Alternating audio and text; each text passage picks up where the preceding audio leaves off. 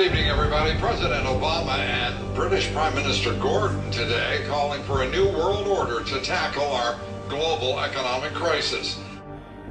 It's been a long time coming, but tonight, because of what we did on this day, in this election, at this defining moment, change has come to America.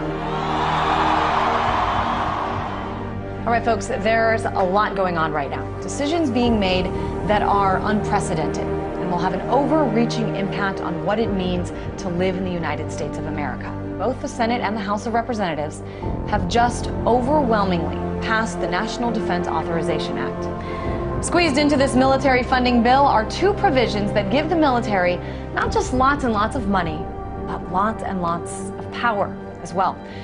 A new generation of surveillance drones could soon be watching us all. The Federal Aviation Administration is expected to announce plans to expand the use of domestic drones in American airspace. Well, get ready to look up at the sky and see drones hovering above. As of now, unmanned aircraft could only be used by military airspace and by certain law enforcement agencies. But this week, Congress passed a bill that would allow for commercial and private use of the drones. I have two words for you: predator drones. You will never see it coming.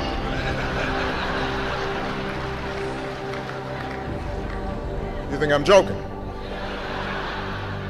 For shopping and dining over Thanksgiving and maybe watching some football games, big government Republicans and Democrats were busy shredding the last vestiges of the Constitution. Senators John McCain and Carl Levin want to enact a law that would declare the entire United States of America a battlefield for the military. They're talking about inserting the Army into domestic law enforcement. Senator Lindsey Graham, who supports this bill, says, quote, "The homeland is part of the battlefield, and people can be held without trial, whether an American citizen or not." The Department of Homeland Security buying ammunition, now looking to purchase another 21 million rounds of ammunition. This in addition, of course, to the 1.6 billion rounds that Homeland Security has bought in just the past 10 months. Now, to put all of this in perspective, the military used approximately 70 million rounds each year of the Iraq War. 70 million rounds in a war. If you look at what the Department of Homeland Security has been purchasing over the last year, it comes out to like 1.6 billion rounds of ammunition, more than 7,000 fully automatic assault weapons, 2,700 MRAP type vehicles, and now drones. Those are instruments of war. Department of Homeland Security's, who are they going to fight a war against? Something happened.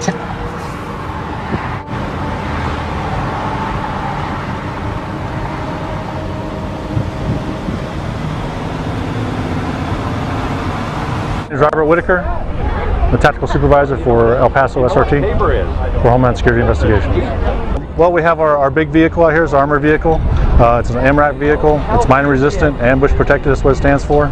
This is what we use to deliver our team to high-risk warrant services. The affirmative task we have now is to actually create a new world order. Important breaking news out of Boston. A pair of bombings rocked the finish line at the historic Boston Marathon. It was never meant that we would have this gigantic police force from the federal government. I mean, we had martial law up there. FBI and all these agents coming in and closing things down, going to people's houses. Do we close down cities because there's 10 murders over the weekend in Chicago? We don't do that.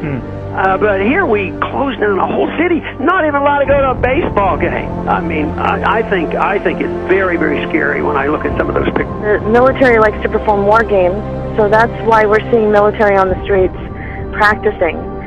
They are actually practicing. The tanks that we see on the streets and the National Guard patrolling neighborhoods and the practices that they're doing with our local police department, this is all in preparation for martial law, so that when they do actually lock down the country, they've got everything secured. But I think what we're starting to see, for anybody who is objective at all, is we're seeing a totalitarian system now unveil itself. And ever since essentially 9/11 happened, it's been more and more of these draconian measures that are leading us right down the road to martial law. Particularly to hear President Obama claim the power to keep people in prison indefinitely with no charges against them, no conviction, no sentence, just imprisonment. It's particularly stunning to hear him make that claim in the middle of a speech that was all about the rule of law. This last week, the U.S. Congress passed a bill which repeals posse comitatus, which means that we have now institutionalized and codified martial law. Right now, the battle against terrorism involves all of us. Everybody in this country is a potential terrorist. We don't even understand freedom anymore. We are a country that is headed towards socialism, totalitarianism, beyond your wildest imagination. I have to tell you, I'm doing a story tonight that I wanted to debunk these FEMA camps. I'm tired of hearing. You know about them? Sure. I'm tired of hearing. I wanted to debunk them. Well, we've now for several days done research on them. I can't debunk them. I don't know anything about them. It is our government. If you trust our government, it's fine. If you have any kind of fear that we might be headed towards a totalitarian state, look out, buckle up. There's something going on in our country that is ain't good. And they find a little red dot or a little blue dot on their mailbox, and they wonder what the little red dot and blue dot is. Well, it's marking your mailbox by the government, so when foreign troops come in here on us after martial law, but if you have a blue dot, they take you to the FEMA camps being built by Halliburton right now to house 50 million Americans. They're building enough concentration camps in America by Halliburton. So I'm going to tell all of you, if you have not bought ammunition, if you have not bought guns, go get them now. Go get them now, because you won't be able to get them much longer. Change has come to America.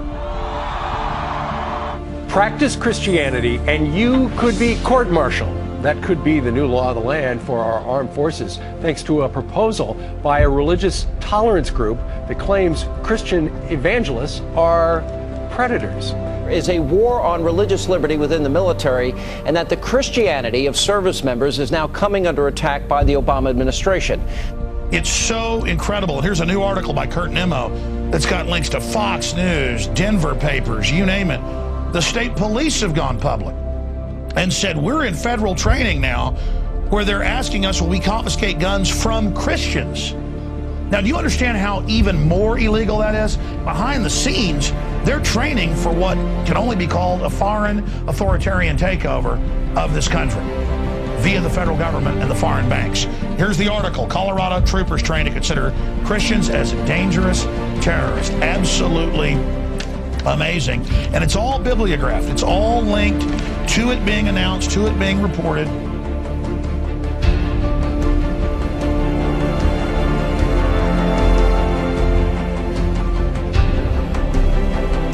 The company has now implanted 2 workers with microchips to monitor their movements, causing some to charge invasion of privacy. The company says it's merely a layer of security beyond key cards and clearance codes. If I don't get one of those soon. Well, joining me now is Lance Ulanoff, editor-in-chief of PC Magazine. Lance, this sounds like some freaky science fiction book. Tell us what this is about. These 2 workers have microchips? Right. Well, this is very, very real, and these microchips are about the size of a grain of rice. They get injected into your skin. Futuristic film. Humans injected with a tiny chip holding the key to all of their private information. But as you're about to see in our CBS 46 investigation, it's not fiction. In fact, it's being marketed in Georgia as life-saving technology. Life-saving technology. We have a Florida family who are really pioneers in a brave new world. They have volunteered to be the first ever to have microchip identification devices implanted into their body. It is the first implantable microchip for humans that has multiple security, financial, and healthcare applications. One thing I would just suggest, I'm just an outside, soon-to-be investor. I love this idea, by the way, Scott. I think this... The Northside Independent School District in San Antonio has put tracking chips in the ID badges for more than 4,000 high school students. Well, it looks and sounds like something out of the future, but a new palm scanning device will help Bossier Parish schools keep better track of what children are eating at. The electronic device will be implemented at all Bossier Parish schools. Now we're seeing a complete totalitarian takeover of the United States of America. And we've been talking about this for years now. This is the police state.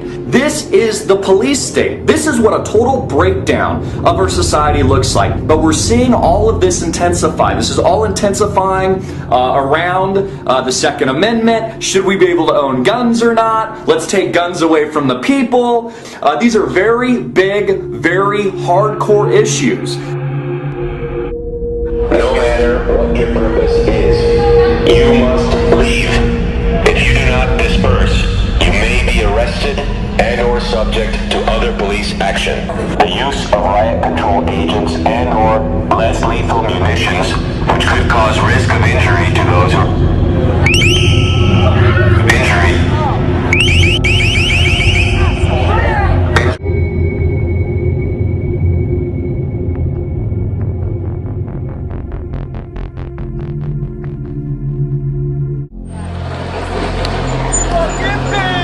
Wall of police now moving in.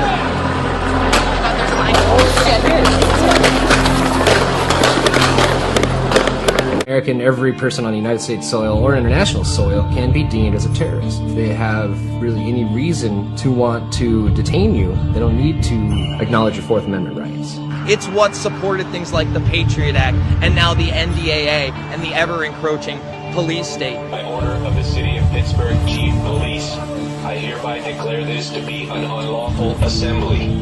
I order all those assembled to immediately disperse. You must leave the immediate vicinity. Urban military training exercises are becoming an increasingly common sight in many U.S. cities. The Department of Homeland Security has spent the past year acquiring more than 1 billion rounds of high-performance ammunition. Do these developments suggest concerns over a potential terrorist attack? Are they preparations for widespread social upheaval?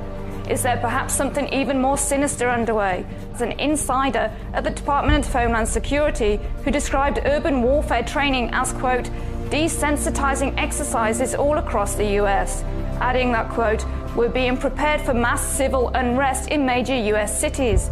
DoD will be expected to help when we're requested.